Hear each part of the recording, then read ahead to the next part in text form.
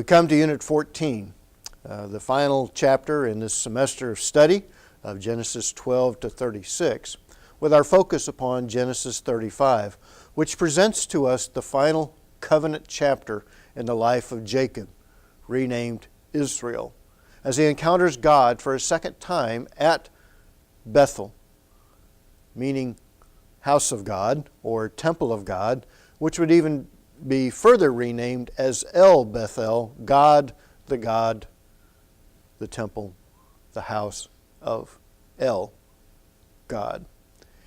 He is instructed by God to return to the site where he first met God before departing from the land of promise, going to the land of his ancestors in Padan Aram of northern Mesopotamia.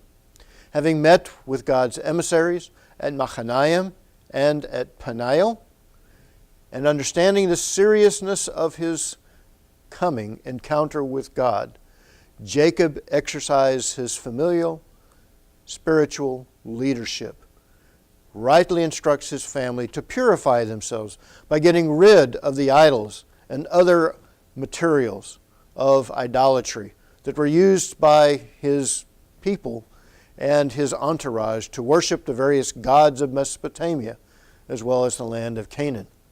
And also that they would put on new garments to symbolize their changed lives. They purify themselves before encountering the true God of the universe. He then, when he arrives at Bethel, builds an altar at the same approximate location where the site is renamed El Bethel, as we talk about in our study, the etiology of naming of places after divine event and encounters with the God of Abraham, Isaac, and Jacob. There God appeared to him the first time, and now the Lord will reiterate the covenant promises with a changed name. God's name is rehearsed as El Shaddai, the same naming of God as the Almighty One. El Shaddai, God Almighty. In Genesis 17, verse 1, we encountered this identity of the God of Abraham, Isaac, and now Jacob.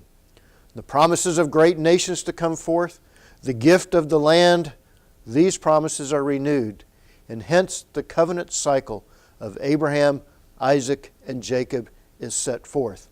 And God's plan to bless the nations through his covenant people moves forward in history, ultimately finding its fulfillment in the blessings of the nations through Jesus Christ.